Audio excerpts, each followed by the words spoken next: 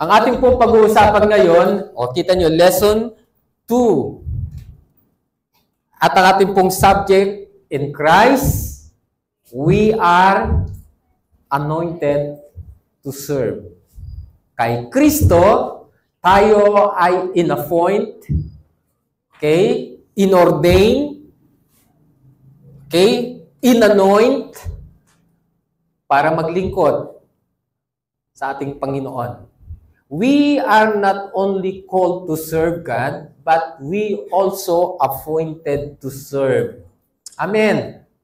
Hindi lamang po tayo tinawag para maglingkod sa Diyos, kundi tayo po ay in-appoint ng ating Panginoon na maglingkod. Gets po ba natin? Hindi ho ba sabi po ng Biblia, marami ang tinawag, pero kakaunti ang napili. Lahat po ng tao tinatawag ng Diyos. Sino po naniniwala na lahat ng tao tinatawag ng Diyos?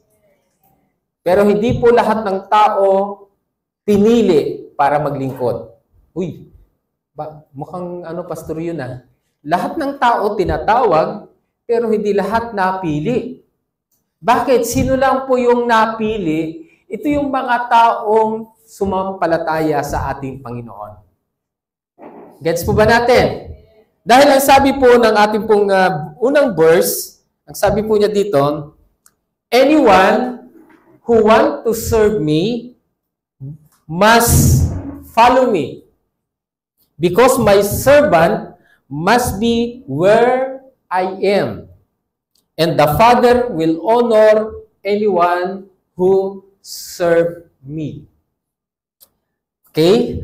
Sa Tagalog, para bago ko ipaliwanag ito sa inyo mabuti, ang sino mang gustong maglingkod sa akin, si Lord yung nagsasalita po dyan, ay dapat sumunod sa akin. At kung nasaan ako, naroon din dapat siya. Yun ang sabi ng ating Lord. Kung nasaan daw si Lord, dapat nandun din tayo. Amen. Hello. Ang sino mang naglilingkod sa akin ay pararangalan ng Diyos. Yun po yung magandang pangako ng Diyos. Yung naglilingkod, ino-honor ni Lord. Yung naglilingkod, pinaparangalan ng Diyos. Sinong gustong i-honor siya ni Lord? Pakitas nga kamay. Taas ang kamay. So, ibig sabihin, hindi lugi ang isang taong naglilingkod sa ating Panginoon. Ang lugi, yung hindi naglilingkod. Lahat tinawag, pero kakaunti lang o ilan lang yung pinili. At sino yung pinili? Ito yung mga taong sumampalataya. Kaya hindi lahat po ng tao, sabihin mo sa katabi mo, hindi lahat ng tao mapalad. Sino lang po yung mapalad? Ang mapalad po ay yung mga taong naglilingkod sa Diyos. Nagigets po ba natin? Hello, sabi mo sa katabi mo, ang mapalad ay yung mga taong naglilingkod sa Diyos. Kung aalamin po natin at uunawain po natin itong verse na ito, anyone who wants to serve me, ibig sabihin, yung nagnanais, yung gustong maglingkod. Ibig sabihin, ang paglilingkod po, makinig po kayo, ang paglilingkod po nagsisimula sa desire. Gets po ba natin? Hindi po pwedeng ang isang tao makapaglilingkod kung hindi niya i-desire maglingkod. Kaya nga kung gusto mong maglingkod, gagawa ka ng paraan para makapaglingkod ka. Pero ang condition, sabi niya, kung gusto mong maglingkod sa Kanya, kailangan kung nasaan siya, nandun ka rin. Yung gustong maglingkod sa Kanya, dapat sumunod sa Kanya. Ibig sabihin dito, condition yun. Condition, yung nagnanais maglingkod sa Panginoon, dapat sumunod. So, ibig sabihin, mabigat ito. Kung hindi ka susunod, hindi ka makapaglilingkod. Nakukuha po natin? Hello? Sabi mo nga sa katabi mo, kung hindi ka susunod, hindi ka makapaglilingkod. Kasi sabi niya, anyone who wants to serve me must follow me. Kaya wag niyo pong hintayin sa akin na, oh sister, maglingkod ka na kay Lord. Nagsisimula po yan sa desire mo. Kaya kapag i-desire mo maglingkod kay Lord, kahit walang magsasabi sa iyo, maglilingkod ka. Amen? Hello? Hello? Kasi kapag merong namilit sa iyong maglingkod at ayaw mong maglingkod, mag-aaway lang kayo. Magagalit ka lang doon sa namimilit sa iyo. Ayoko naman maglingkod, bakit pinipilit mo ako?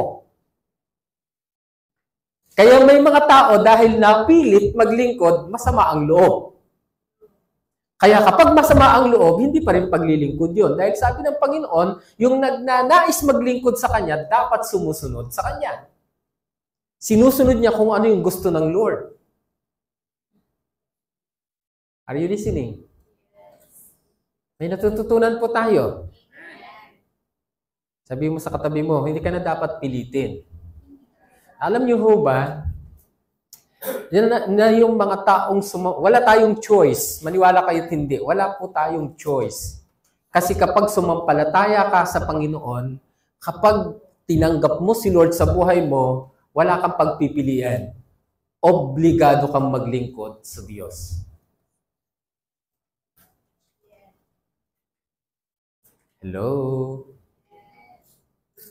Kaya alam niyo, sa totoo lang, kapag dinesire po natin at willingly na tayo po ay naglingkod sa Diyos, hindi tayo magiging problema.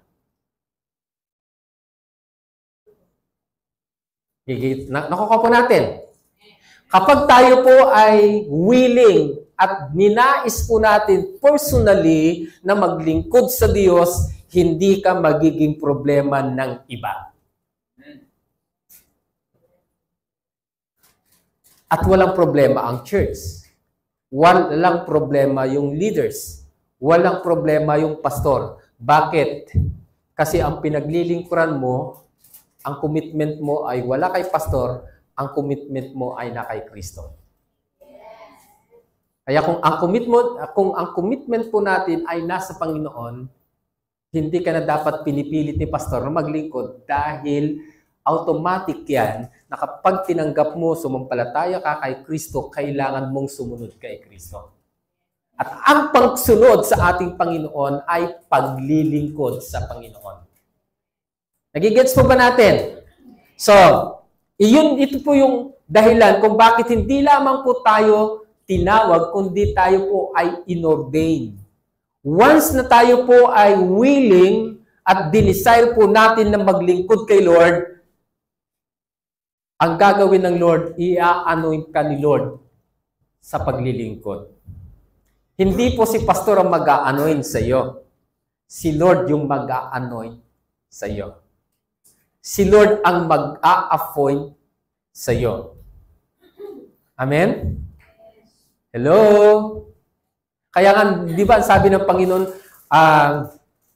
may sinabi si Lord na ang nais sumunod sa akin, limutin niya ang ukol sa kanyang sarili, pasanin ang kanyang cross, at sumunod sa akin araw-araw. Ang pagsunod kay Lord ay hindi every Sunday. Ang pagsunod kay Lord ay every day.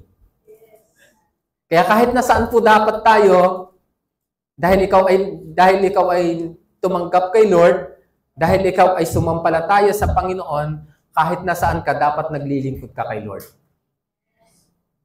Amen? Kahit nagtatrabaho ka, busy ka doon sa business mo, dapat pinaglilingkuran mo si Lord sa buhay mo. Hindi po every Sunday ang paglilingkod kay Lord. Ang paglilingkod kay Lord ay everyday. Kaya kung everyday ang paglilingkod, hindi ko po kayo kayang bantayan. Si Lord lang ang magbabantay sa inyo. Amen? Hello? At ang appointment ninyo ay hindi nanggagaling kay pastor. Ang appointment nyo ay nanggagaling mismo kay Kristo. Amen? O, parang ganito, ang kontrata ninyo ay hindi nanggagaling kay pastor. Yung kontrata ng paglilingkod, kundi yung kontrata ng paglilingkod ninyo ay nanggagaling kay Kristo mismo. Kaya pag nanggaling kay Kristo mismo, yung contract ninyo, yung kontrata po natin, ibig sabihin yan, hindi si pastor, hindi kayo kay pastor mananagot, kundi kay Lord kayo mananagot. Hello? Hello? May natutunan po tayo? Kaya po ito, kahit itong ating pong responsibility, yung pong ating mga ministry, hindi po kayo sa akin mananagot. Responsibilidad nyo yan sa ating Panginoon. Kaya kay Lord kayo magsusulit. Tatanungin ka, Sister Jerilyn, kumusta ba yung responsibilidad mo? O ginagawa mo ba ito ng maayos? Hindi pa pwedeng sasabihin ni Jerilyn, kasi si pastor hindi niya ako pinagsabihan. Alam niyo ba na yung kontrata na ito ay hindi mo kontrata kay pastor. Kontrata mo ito kay Lord. Amen? At ang pagiging born again po natin o pagiging Christian po natin ay hindi nyo kontrata sa akin. Contract ninyo ito kay Lord. Kasi hindi kayo nakipagkasundo sa akin, kundi kay Lord kayo nakipagkasundo. Ang sabi niya, ang sino mang nakipag-isa kay Kristo ay isa ng bagong nilalang, wala na yung dating pagkatao, ang lahat ay bago na. Kaya yung pagiging born again natin, hindi kayo na-born again dahil kay pastor. Na-born again kayo dahil kay Kristo. Okay? Kaya yung pagiging born again po natin, hindi nyo ito pananagutan sa akin. Yung pagiging born again po natin, pananagutan ninyo ito kay Lord. Are you with me? Nakuha po natin. Yung pagiging Christian po ninyo o pagiging Kristiyano po natin ay hindi nyo sagutin sa akin. Sagutin natin ito kay Lord. Kaya kapag pinabayaan mo yung Christian life mo, yung spiritual life mo, hindi mo ito sagutin sa akin. Sagutin mo ito sa Panginoon. Sa Kanya tayo magsusulit. Hindi kayo magsusulit sa church, hindi kayo magsusulit sa akin. Kasi ang nag-appoint sa atin, ang nag-anoint sa atin na maglingkod ay hindi si pastor, kundi ang nag-anoint sa atin na maglingkod ay ang ating Panginoon mismo. Palakpakan po natin si Lord. Amen? Hello? Parang tatahimik po natin. Hindi po ako ang nag-appoint sa inyo para maglingkod sa Panginoon. Si Lord mismo ang nag-appoint sa inyo. Nung tinanggap mo siya, sumampalataya ka sa Kanya, doon nagsimula yung appointment mo.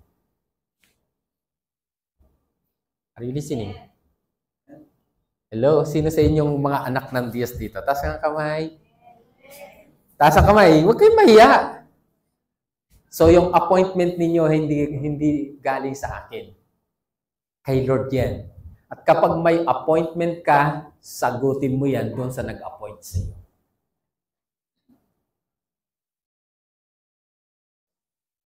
Ang lulungkot naman nyo. Sabi mo nga, now I know kung sino nag-anoint sa akin. Si pastor, ano lang po yan, tagapag-alaga lang si pastor, tagapagturo lang, taga-guide lang kung ano yung dapat natin gawin. But yung appointment, yung inyong assignment ay galing mismo sa Panginoon. Amen? Hello? Kaya nga, ang masakit ko minsan, kapag may mga kapalpakan na nangyayari sa buhay natin, ang nasisisi si pastor. Kasi si pastor kasi. Teka, sandali lang. Hindi si pastor ang dapat mong sisihin. Kasi hindi naman siya ang nag-appoint sa iyo. At hindi mo rin pwedeng sisihin si Lord. Dahil siya yung nag-appoint sa iyo. Sino ang dapat sisihin? Yun, dapat maintindihan po natin yun. Kaya minsan kawawa yung leader eh. Kasi yung leader ko kasi, ang sama-sama ng loob ko sa leader, kaya ayaw ko na. Teka, sandali, hindi naman si leader yung pinaglilingkuran mo eh. Gets po ba natin? Kaya nga dapat wala yung wala dapat yung tinatawag na kampi-kampi o yung tinatawag na grupo-grupo sa loob ng iglesia. Ay, kay pastor ako o kay brother ako. Hindi dapat. Hindi dapat ganun yun dahil isa lang yung ating pinaglilingkuran. Ako, ang appointment ko kay Lord ay bilang pastor. Tama po ba? Hindi lang pastor, kundi bilang isang Kristiyano, bilang isang anak ng... Mga appointment natin kay Lord yan eh. Na dapat ito, hindi po natin hinahayaan na mawala o mabaliwala. Dapat ito, binabalyo po natin, pinapahalagahan po natin. Nagigets niyo? Hello. So ngayon, ang pag-uusapan po natin, ang goal po natin ngayon, maunawaan po natin kung anong ibig sabihin ng anointing. Okay? Yun yung goal natin. Pangalawa, maunawaan natin kung gaano kahalaga yung anointing sa paglilingkod kay Lord. Okay? And then, tandaan po natin sa Biblia po, ang Biblia po kasi, okay, kapag tayo, ang pag-anoint kasi na ginagawa sa Biblia, ina-anoint ng oil. Ngayon, kapag ikaw ay na-anoint ng oil sa Biblia, ito ay sumisimbolo sa banal na espiritu. Siya yung nagbibigay, siya yung nag-empower sa isang taong na-anoint ng oil. Yun yung sinasabi ng Bible. Ngayon, yung anointing din mismo ang siyang nag-aalaw sa iyo para kumilos ka o mamuhay ka doon sa power and authority ng Diyos para ikaw ay maging instrumento ng Diyos sa iba. Amin po ba? Hello? Kaya, iisa lang ang rason na bakit ina-anoint ng Panginoon ng isang tao para maging instrumento sa ibang tao. Kaya tayo ina-appoint na mag-serve ng Lord para maglingkod sa iba. Nakatulad din po nating minamahal ng Diyos. Gets po ba natin? Hindi tayo ina-appoint ng Lord para maging Lord sa ibang tao. Ina-appoint tayo ng Lord para maglingkod sa ibang tao. Amen. Hindi tayo ina-appoint ni Lord para maging master sa ibang tao, kundi tayo ay ina-appoint ng Lord para maging servant sa ibang tao. Dapat naiintindihan po natin ito. Amen. Hello? Kaya sabi mo sa katabi mo, be a servant. Ano bang ginagawa ng servant? Pinaglilingkuran niya ang kanyang kapwa. Pag sinabing pinaglilingkuran niya ang kanyang kapwa, hindi niya ito inaaway. Hello? Hindi niya ito inaaway. Kasi kapag inaway mo yung kapwa mo, Kristiyano, hindi paglilingkod yun. Hindi yun yung anointing, hindi yun yung appointment mo. Ang appointment mo ay paglingkuran ang iyong kapwa. Pagsilbihan mo ang iyong kapwa. Ang appointment natin ay mahalin ang iyong kapwa, hindi awayin ang iyong kapwa. Are you listening? May natututunan po tayo? Sabi mo sa katabi mo, ang tungkulin mo ay maglingkod sa kapwa, hindi awayin yung kapwa mo.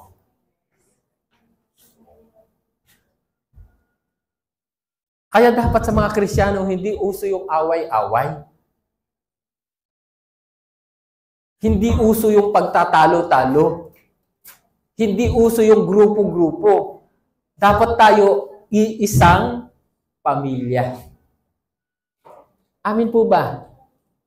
Gets po ba natin? Meron po tayong dapat maintindihan na dapat ito yung ginagawa po natin. Alalahanin po natin na tayo po ay tinawag, in-appoint ni Lord para lang maglingkod. Para mag-serve. Gets po ba natin? Di ba si Kristo naparito hindi para paglingkuran, kundi siya ay naglingkod? Tatanungin ko kayo, paano tayo pinaglingkuran ng ating Panginoong Hesukristo? Paano tayo pinaglingkuran ni Jesus? Take note, tayo po ay sinner. Tayo po ay makasalanan. Walang matuwid, wala kahit isa. Tama po ba? At ang ating Panginoon, never na siya ay nagkasala.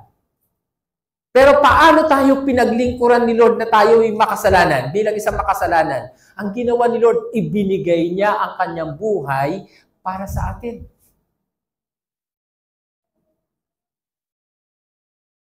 Ang hirap pong ibigay ang buhay sa isang taong makasalanan. Tama po ba? Mas madaling ibigay ang iyong buhay sa isang taong hindi nagkasala. Ang sabi ng iba, madaling makipagkaibigan sa isang taong walang ginawang masama sa iyo. Pero mahirap makipagkaibigan sa isang taong puro masama ang ginagawa sa iyo. Nakukuha po natin. Mahirap. Si Jesus, hindi lang siya nakipagkaibigan, kundi ang ginawa ng ating Panginoon, inialay niya, ibinigay niya mismo ang kanyang buhay sa mga taong makasalanan. Yun yung uri ng paglilingkod ng Lord. Ang problema po sa atin, sakalang po tayo naglilingkod, sakalang natin ginagawan ng mabuti ang isang tao kapag mabuti rin ang ginagawa sa iyo. Hello? Tama po ba? Sakalang tayo gumagawa ng mabuti kapag mabuti ang ginagawa sa iyo ng tao. Ang tanong, kung hindi mabuti ang ginawa sa iyo, kaya mo bang gumawa ng mabuti sa kanya? Sino ang gumawa ng masama sa Diyos? Tayo, ang tao. Pero anong ginawa ng Lord? Ginawan po tayo ng mabuti.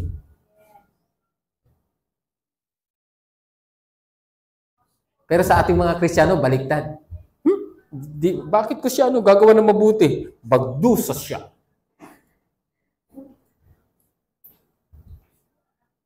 Nakikita po nyo yung kabulagan, yung pagkakamali po natin. Kaya minsan, imbes na matulungan po natin yung isang tao na may ayos sa kanyang buhay, tayo mismo ang sumisira ng kanyang buhay. Nagigets po ba natin? Hello? Totoo hindi? Sa halip na matulungan natin na magbago yung isang tao, tayo mismo ang nagtutulak sa kanya para lalong hindi magbago.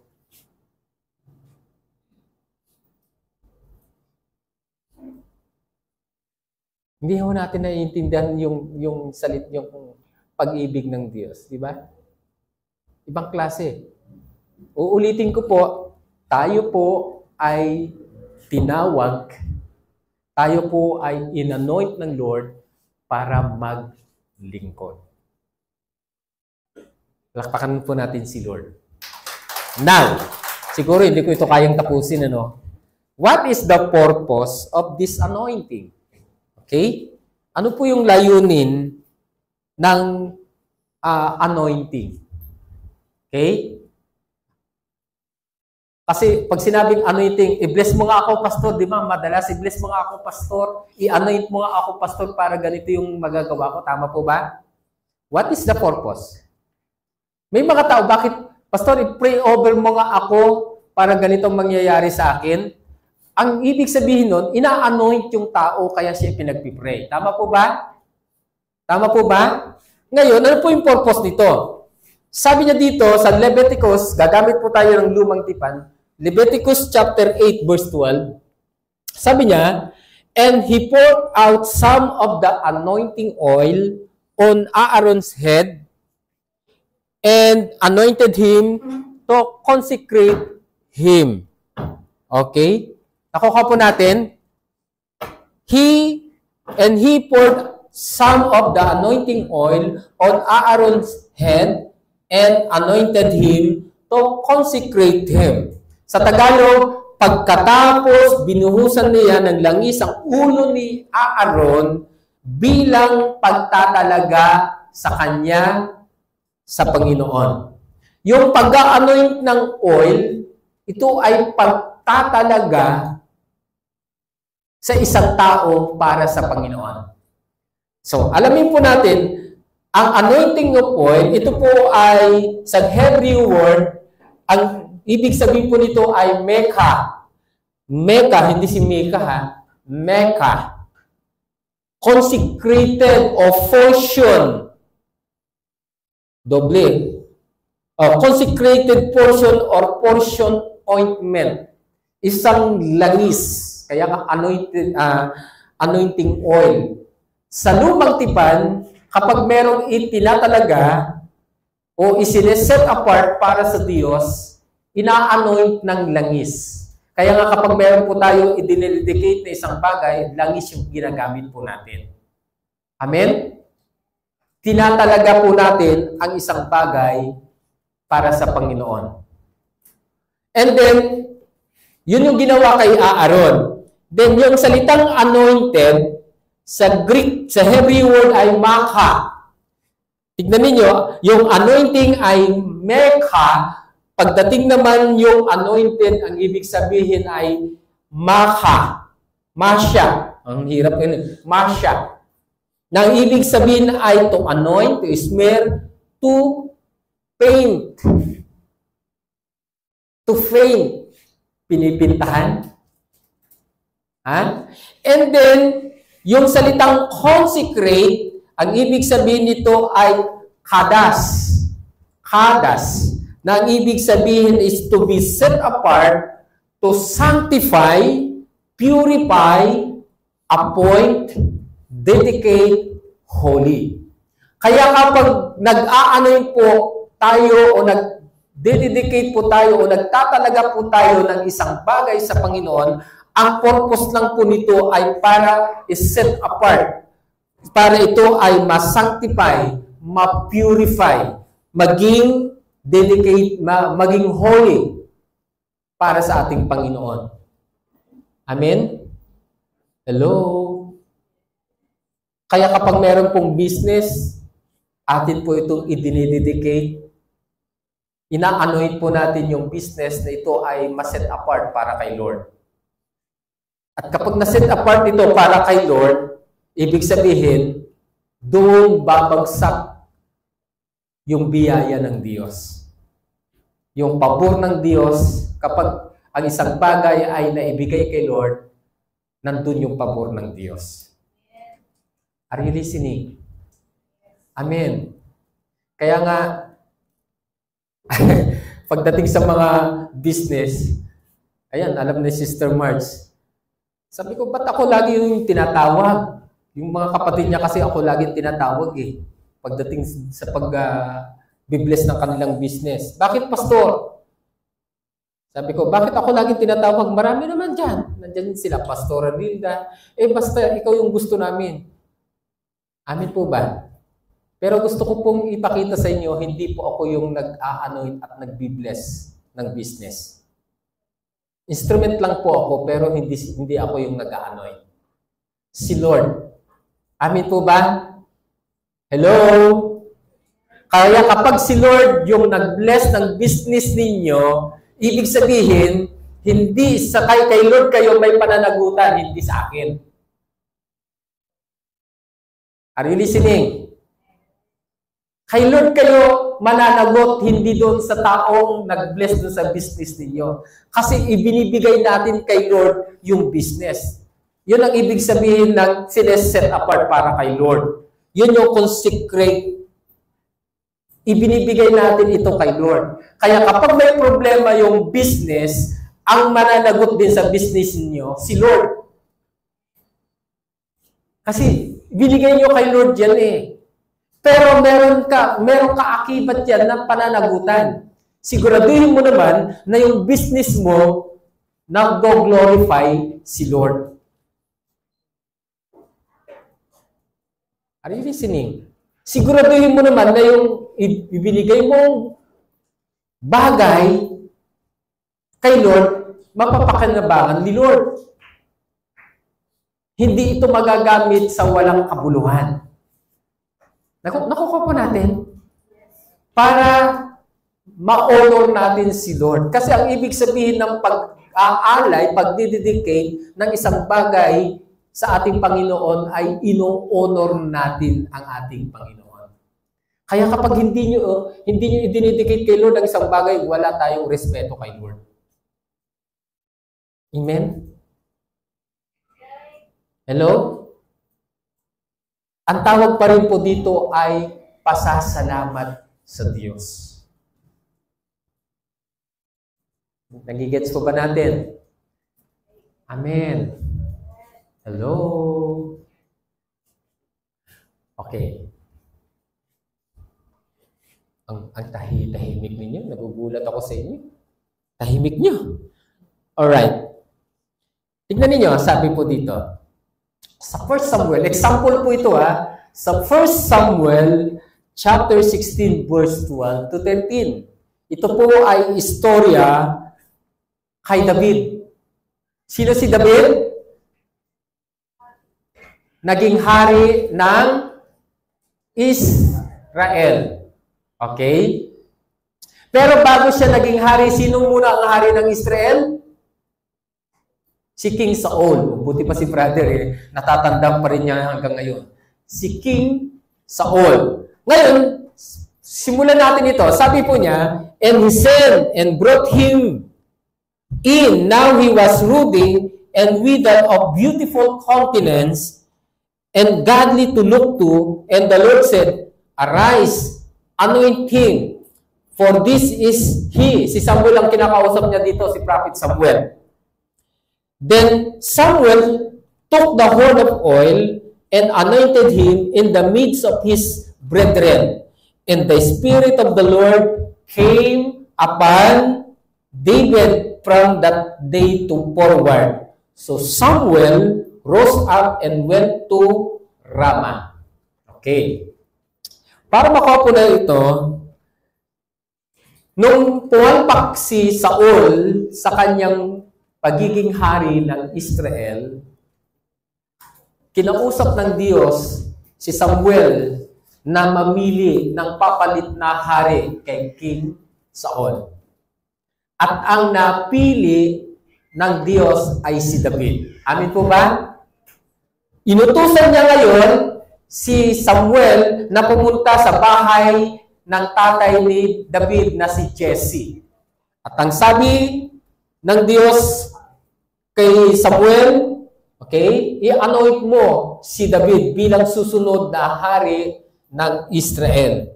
Kaya nung pumunta na po siya doon sa bahay ni Jesse, marami silang magkakapatid. Pero doon sa mga kapatid ni David, walang napili. Kaya kaya sabi ni Samuel sa kanya, wala na bang iba? Meron pa. Ang pangalan niya ay David. Kaya ang ginawa ni Samuel, ipinatawag. Tama po ba? Ipinatawag. At sino daw si David? Shepherd. Hindi lang siya shepherd. Ha? Magandang lalaki. Tama ba? Mamula-mula yung kanyang mukha. Maganda ang mata. Maganda ang mata. Grabe. Gwapo talaga si David. Kaya tingnan nyo, ibang klase si Lord, ano? Alamin natin, anong ibig sabihin ng beautiful? Sa Hebrew word ay yape. Na ang ibig sabihin ay handsome, beautiful. Pag sinabing countenance, sa Hebrew word ay ayin, ay. Anong meron kay David? Beautiful. Sabi mga beautiful eye. Handsome eye. Grabe. Tignan mo nga kung sino may beautiful eye dito. Ha? May beautiful eye ba dito? And then sabi po dito, hindi lang siya beautiful eye. Sabi po niya dito, meron siyang godly to look to, na ang ibig sabihin, meron siyang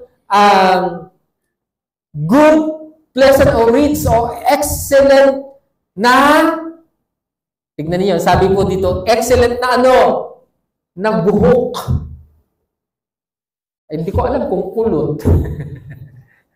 Excellent daw yung kanyang buhok. Hindi lang may magandang mata, kundi maganda rin yung kanyang buhok. Tignan mo kung maganda yung buhok ng katabi mo. Wow! Grabe. Tayo, para gumanda lang yung buhok natin, kung ano-anong pinaggagawa natin sa buhok natin, di ba? Kung ano-anong shampoo yung ginagamit natin. O, yun yun. Ngayon, sabi doon, yung spirit ng ating Panginoon, pag sinabing spirit, Ruach, na ang ibig sabihin ay wind, breath, mind, spirit, desire. Yung spirit pala dito, ito yung breath, ito yung mind, ito yung desire ng Diyos. The breath of the Spirit of the Lord came. Ang sabi po dito, yung salitang came ay chalak. Na ang ibig sabihin ng chalak ay to ruse, to advance, to prosper, okay? To push forward, to make progress, and succeed. Tignan ninyo, kung iintindihin natin, alright, nung ipinatawag, nung inanoint ng oil si David, the Spirit of the Lord came upon him. Tama po ba? Hello? The life, the desire, the breath of God make him prosperous. Pinagpala ng Diyos si David. Pinagtagumpay ng Diyos si David. Yun yung yun yung ginagawa ng pag-anoint. Kaya kapag ina-anoint ang isang bagay, para nating sinasabi, Lord, pagpalain mo itong business kong ito. Pagpalain mo itong sasakyan kong ito. Kasi yun yung purpose eh. Kapag yung Espiritu ng Panginoon, yung breath, yung desire ng Panginoon, tignan ninyo, yung desire ng Diyos, pumunta kay kanino? Kanino? The Spirit of the Lord came upon David. Kaya ibig sabihin, kapag ikaw ay inappoint ng ating Panginoon, yung desire ng Diyos, yung spirit ng Diyos, yung mind ng Diyos ang makikita sa iyo. Yun yung purpose ng anointing. Yung desire, yung gusto ng Diyos, yung kaisipan ng Diyos, yung espiritu ng Diyos, mapapasa iyo. Ibig sabihin, yung desire ng Diyos, yun yung ginagawa mo kapag inanoint ka niya. Are you listening? Nakukuha po natin? Sino sa inyo sa tingin niya inanoint siya ni Lord? Taas ang kamay. Inanoint siya ni Lord. O anong espiritu meron ka ngayon? So, ibig sabihin, yung desire ng Panginoon, yun yung ginagawa mo. Ngayon, kung hindi mo ginagawa yung desire ng ating Panginoon, teka lang, baka hindi ka inanoint ni Lord. Kasi yung mga taong inanoint ni Lord, yung desire ng Lord, yun yung ipinamumuhay niya. Yun yung ginagawa niya. May natututunan po tayo. Kaya ko sinasabi ito dahil yung totoong Kristiyano sumusunod sa kalooban ng Diyos. Kasi yung Espiritu ng Panginoon, yung desire ng Lord, yung kaisipan ng Diyos, ang nakikita na sa buhay niya. Tignan mo nga yung katabi mo kung yung desire ng Lord ang nakikita sa kanya ngayon.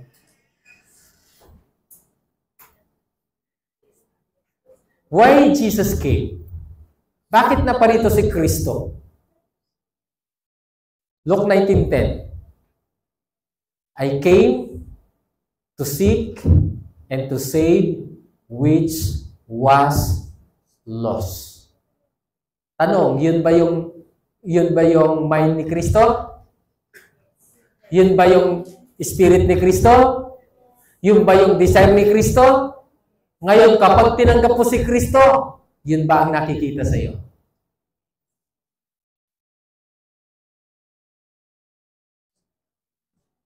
Hello? O di dapat na parito ka rin para hanapin yung mga nawawala. Bakit Kristiyano ka wala kang ginagawa? Sinabi mo, anointed ka, inappoint ka na maglingkod kay Lord. Bakit hindi mo ginagawa yung desire ng ating Panginoon?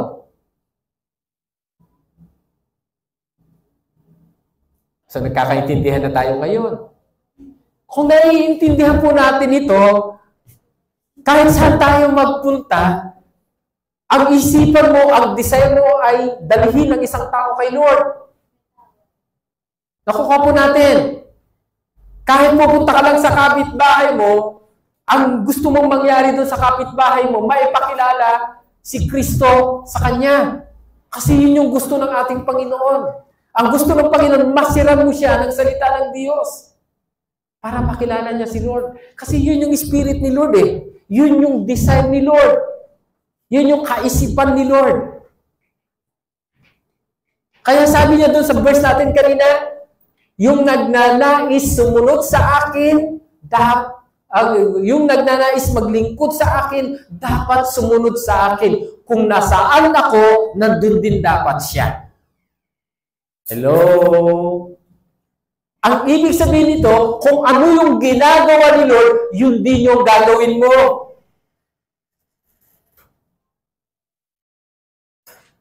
Nakukuha po natin. Parang tahitahimik ko natin.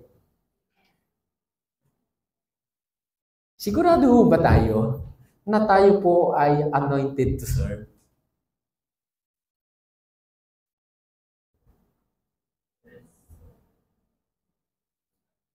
Mga estudyante, wala kayong may dadahilan sa akin. Ang dami niyong katabi araw-araw sa school.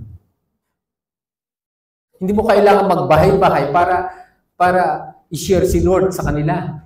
Katabi mo na nga sa school eh. Katabi mo pa sa upuan. Dapat ipinapakilala mo si Kristo sa Kanya, sa kanila.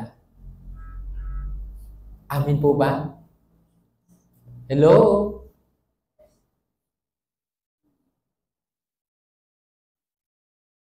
Tahimik. Pumalakpak nga yung mga anak ng Diyos dito. Alright? Tignan ninyo. So, ang purpose po ng anointing ay yung desire, yung spirit, yung life, yung breath of God ay mapasa atin. At ganun ang nangyari kay David. Ang desire ng Diyos maging hari siya ng Israel. Nangyari ba kay David? Nangyari ba? Hello? Kasi yun yung espiritu. Kaya nga sabi po doon, nung na-anoint siya ng langis, ang espiritu ng Panginoon ay napunta kay David. At alam ho ba ninyo na kapag yung spirit, yung mind ni Lord, ay nasa iyo, magtatagumpay ka. Parang wala. If the Spirit of the Lord came upon you, you will become successful. Palakpakan natin si Lord.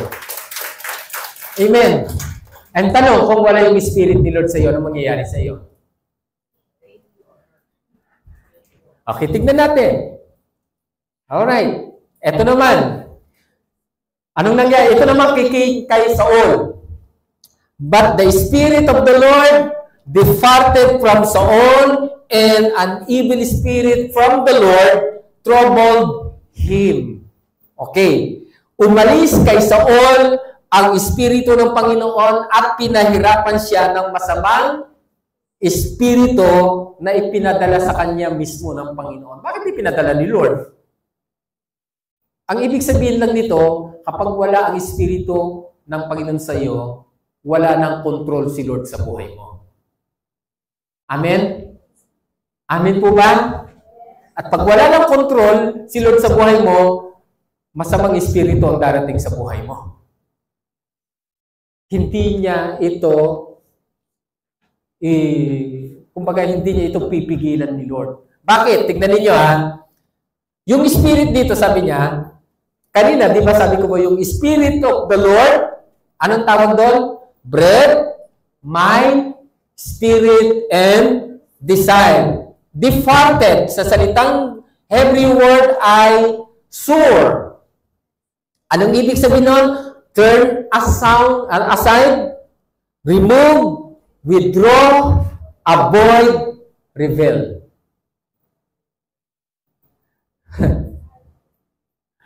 Yung Espiritu ng Panginoon nag-withdraw from Saul. Anong ibig sabihin ng nag-withdraw? Iniwanan na siya. Anong ibig sabihin ng remove? Inalis. Nawala yung desire, nawala yung spirit, nawala yung breath, yung life, nawala yung mind ng Panginoon kay Saul.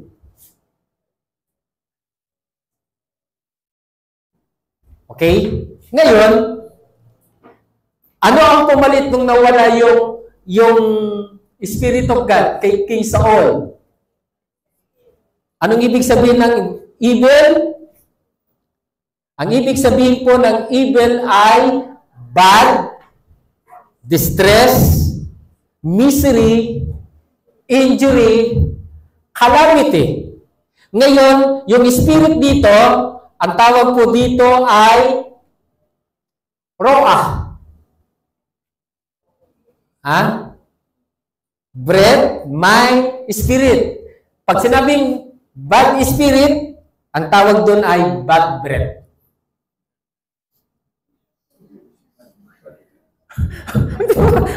Nakita mo? Bad breath. Sinong may bad breath dito? Nakuha ka pa natin? Spirit of distress, spirit of misery, spirit of injury, spirit of calamity. Ang tawag po doon ay evil spirit. In short, bad breath. Mabahong hininga. Kaya kapag ang breath of God ay nasa sayo, mabango yung hininga mo. Kapag wala yung Espiritu ni Lord sa iyo, bad breath ka.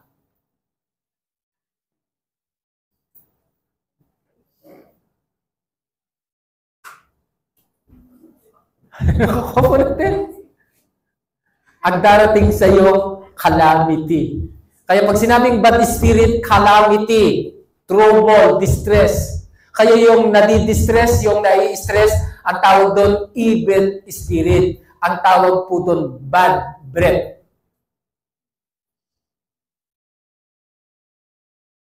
Pag nai-stress ka, ang tawag doon, bad breath. Sino sa inyong nai-stress? Kaya may bagong akong tawag sa stress, bad breath. Hello? Nakuha niya? Pag sinabi niyo sa akin, nai-stress ako, bad breath.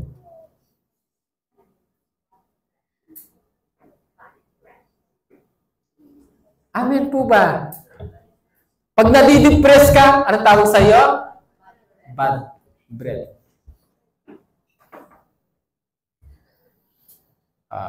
Ang sama ng amoy mo, ang baho ng hininga mo. Bad breath. Kaya pag wala yung Espiritu ng Panginoon sa atin, anong meron sa atin? Anong papalit? Bad breath. Hindi lang yun. Dahil bad breath na ang pumalit, anong mangyayari sa'yo? Trouble. Ano yung trouble? Baat. To terrify, startle, fall upon, dismay, be overtaken by sudden terror. Makakaranas ka ng kapaguran, ng ikaw ngayon ay mawawalan ka na ng saya, mawawalan ka na ng gana, puro terrible, terror ang darating sa buhay mo. Bakit? Bad breath nga eh. Di ba? Yung may bad breath, problemado, ang hirap siya. Ayaw niyong lumapit sa tao dahil baka maamoy yung hininga niya, ang baho. Nagigets po ba natin? Kaya true, talagang takot ang papalit sa iyo. Yun yung nangyayari kapag iniwanan ka ng Espiritu ng ating Panginoon. Yun ang mangyayari kapag wala yung anointing. Ganon din ang nangyayari sa church kapag ang church ay iniwanan ng Espiritu ng Panginoon. Ang kanyang hininga sa Diyos ay bad breath. Kapag ang church ay hindi lumalago, ang tawag sa kanya ay bad breath. Kapag hindi po tayo nagbibir ng fruit, ang tawag sa atin ay bad breath.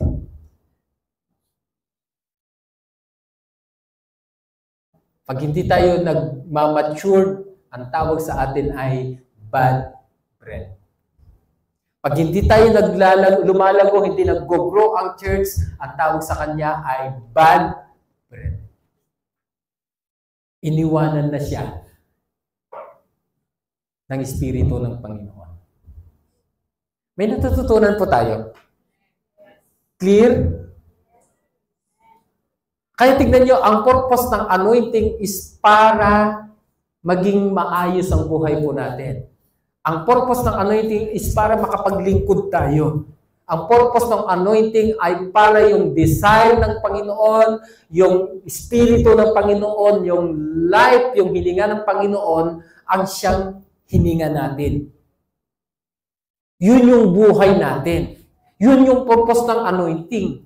Kaya pag sinabing anointed to serve, ang ibig sabihin, yung desire mo, yung life mo, yung breath mo, yung spirit mo, ay naglilingkod lang sa Panginoon. Ibig sabihin, yung buhay mo, nabubuhay ka para sa paglilingkod. Nabubuhay po tayo na yung desire ng ating Panginoon, yun yung ating ginagawa. Yung kalooban ng Diyos, yung pagnanais ng Diyos, yung ginagawa natin. Yun yung purpose ng anointing. Sinong anointed dito? Taas ang kamay. In-anoint ni Lord para mag-serve. Sabi mo nga sa katabi mo, gawin mo yan. Hello? Hello? May natututunan tayo? Sabi mo nga sa katabi mo, nasa sayo ba yung Espiritu ng Panginoon?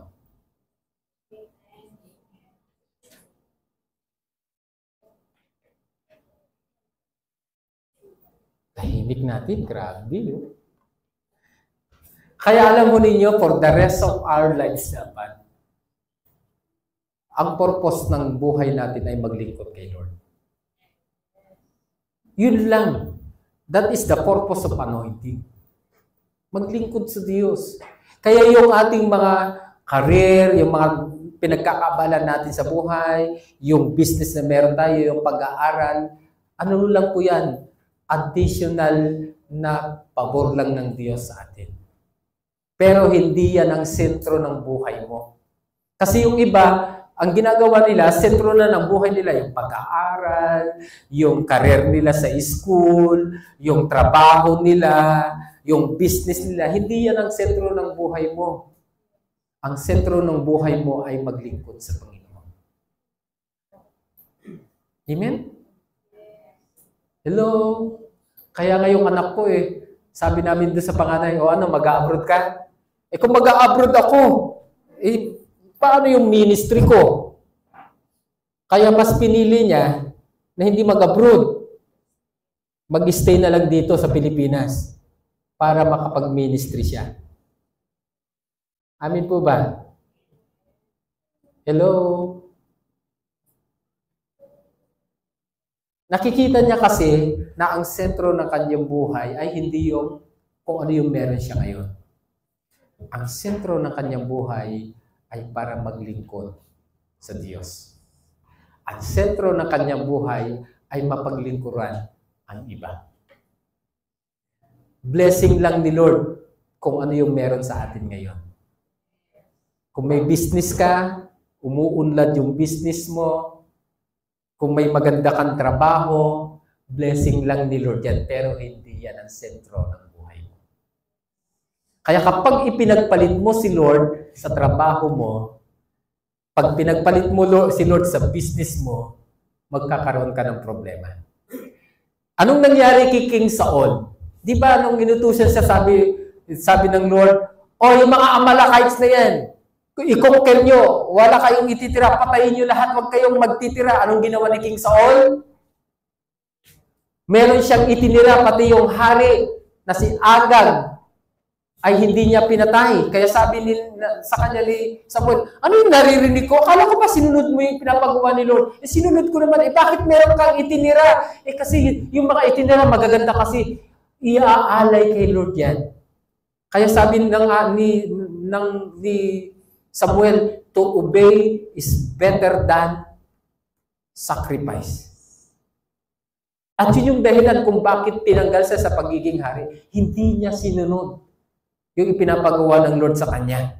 At yun din yung dahilan kung bakit iniwanan siya ng Espiritu ng Panginoon. Amen. Kaya kapag hindi mo susundin yung ipinapagawa ni Lord sa iyo, iiwanan ka ng Espiritu ng Panginoon. Nagigets po ba natin? Hello? Not by might nor by power, but by the Spirit, says the Lord. Kaya hindi ka magtatagumpay sa buhay kung wala ang Panginoon sa buhay mo.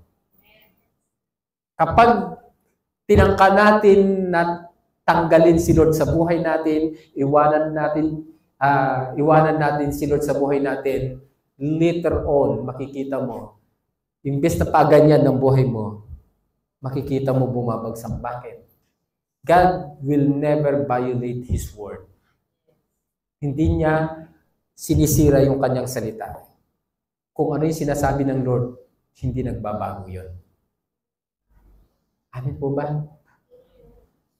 Hello? Sabi mga sa katabi mo, kung ano yung meron sa iyo, pabor lang ni Lord yan. Pero hindi yan ang sentro ng buhay mo. Magpasalamat ka, of course, dahil pinagpapala ka.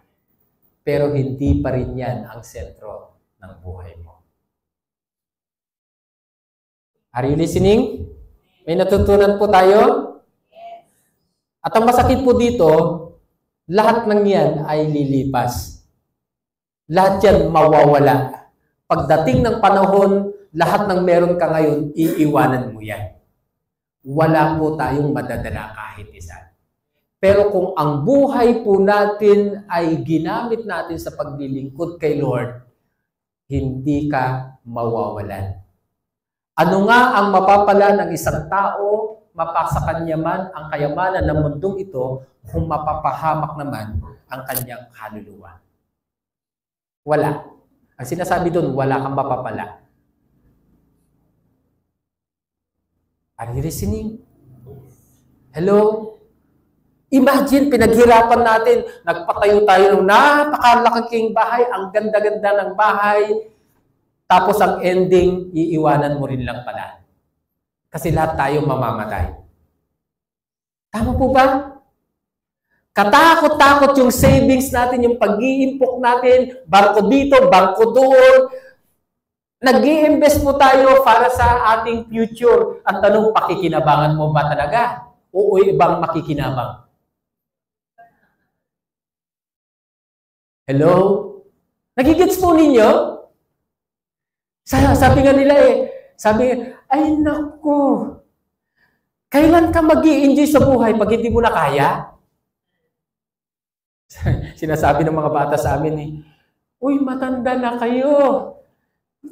Mag-relax naman kayo, mamasyal naman kayo. Huwag naman isipin ninyo, impok ng impok. Saan mapupunta yan? Amen. Hard work dito, hard work doon. Saan mapupunta kapag nagkasakit ka yung naipon mo? Sa hospital. Wala rin. Hindi mo rin pakikinabangan. So, ibig sabihin, kung gusto mo rin lang mag-impok ka sa gawain ng Panginoon. Gusto mo rin lang mag-invest ka na sa gawain ni Lord.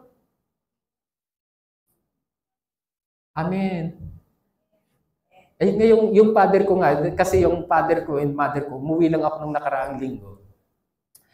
Meron kasi silang senior citizen, tapos meron pa yung tinatawag na harana. Ibang klase yung harana nila na may contribution sila na, imagine meron na silang senior citizen na insurance na kapag namatay sila, may kabaong na sila. Tapos meron namang harana. Tapos yung binabayaran niya sa harana, 500 monthly. Dalawa sila, di 1,000. Nataon na umuwi ako. Nataon din na naningil yung harana. Sabi ko, di yung ibibigay ko sa inyo, mapupunta lang din sa pagbayad sa harana. Ang sagot sa akin ng father ko, para pag namatay ako, di meron kayo. Sa inyo din naman ito mapupunta. Sabi ko, bakit nag-i-invest kayo nang hindi niyo pakikinabangan at ibang makikinabang? Di dapat itong meron kayo ngayon, di ginagamit niyo, may pambili kayo ng pagkain. Imagine, imbes na ibibili ng pagkain, ipambabayad doon sa insurance. At ang katwiran pag namatay sila, meron kayong gagastusin. Hindi na kami pabigyan. Tama naman, okay lang naman yun. Tama naman. Pero sabi ko, dapat itong tanda ninyong ito, nag-i-enjoy na kayo sa buhay. Amin po ba? Kasi kapag matanda ka na at nagkasakit ka na, kahit marami kang investment, hindi mo na ito mai-enjoy. Are you listening? Hello? Sabi mo nga sa katabi mo, lahat ng yan, ibang makikinabang. Nagpapagod ka, pero iba yung makikinabang. Anong gusto nyo? Magpagod kayo, ibang makikinabang, o magpagod kayo, pero kayo ang nakikinabang?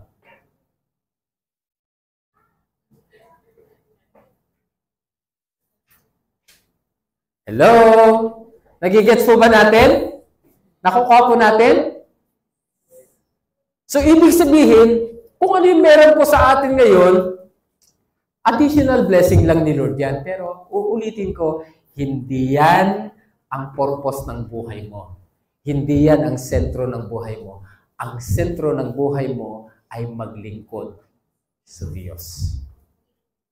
Palakpakan natin si Lord. Yun po yan. Kaya wag po tayong magpapakamatay sa pag-i-invest para sa sarili natin. Ganito, ganyan. Kailangan ganito, ganyan. Wag po nating... Kaya yung iba nai-stress na dahil hindi na alam kung anong gagawin doon sa ini-invest niya. Anong tawag doon sa stress? Bad breath. Cancer. Ang stress ay cancer. Are you listening? Kaya ang pinakamagandang pag-iimbisan ay yung paglilingkod sa Diyos. Mag-i-invest ka na rin lang at kung ayaw mong malugi, mag-invest ka sa Panginoon. Amen? Work for the kingdom of God. Kapag ginawa po natin ito, mga kapatid, patuloy at patuloy yung pabor ng Diyos sa buhay po natin. Kasi hindi ko sinasabing hindi mahalaga yung mga bagay na meron sa atin. Mahalaga po yan. Pero wag naman po sanang yan ang maging dahilan para lumayo ka sa Diyos. Dapat lalo kang lumalapit kay Lord. Dahil habang lumalapit ka kay Lord, lalo yung pabor ng Diyos ang nararanasan ng buhay mo. Palakpakan natin si Lord. Anyway, hindi ko yata kayang tapusin ito. Nandito pa lang ako sa anointed to serve. Ang oras natin ay lumipas na. Kaya ipagpapatuloy na lang po natin sa susunod. Amen? I hope and I believe na sapat na po yung inyong narinig ngayon. Ang mahalaga po dito, ang purpose ng anointing, ng pagtatalaga, ng pag-aalay ng isang bagay ay para yung Espiritu ng Panginoon, yung desire ng Panginoon, yung purpose ng Lord ang siyang nangyayari sa buhay po natin. Amen? Sineset apart ni Lord ito for His purpose. Kaya kapag nagtalaga po tayo ng isang bagay, iisa lang ang dahilan nun. Gusto natin na si Lord yung mag-take over ng bagay na yun. Siya yung mag-control ng bagay na yun. Yun yung purpose ng anointing. Yun yung purpose ng dedication. Yun yung purpose ng pag-aalay. Ibinibigay natin kay Lord yung authority, yung ownership doon sa bagay na yun. At tayo lamang po ay isang katiwala. Amen? Kaya ngayon, nung inanoint po tayo ni Lord na maglingkod, tayo po ay steward. Tayo po ay katiwala ng Diyos. At bilang isang katiwala ng ating Panginoon, dapat tayo ay maging faithful. Dapat tayo ay maging committed. Dapat tayo maging obedient. Dapat tayong maging submissive. Again, your appointment is not, hindi ito sa akin. Ang appointment ninyo, si Kristo mismo.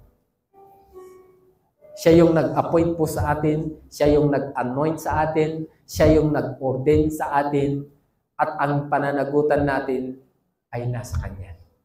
Wala po sa church, wala po sa akin. Kaya kapag hindi po natin ginampanan yung appointment natin, pagharap mo kay Lord, kumusta yung appointment mo? Deserving ka ba? Natatanggap ng reward o hindi? Again, yung ginagawa natin paglilingkod ay para sa reward. Salvation is a gift. Pero yung mga ginagawa natin is for the reward. Regalo lang ng Diyos ang buhay na walang hanggan ang kaligtasan, pero yung paglilingkod natin ay pagtanggap ng gantimpala. Kaya pag humarap tayo kay Lord, tatanggap ka ba ng gantimpala?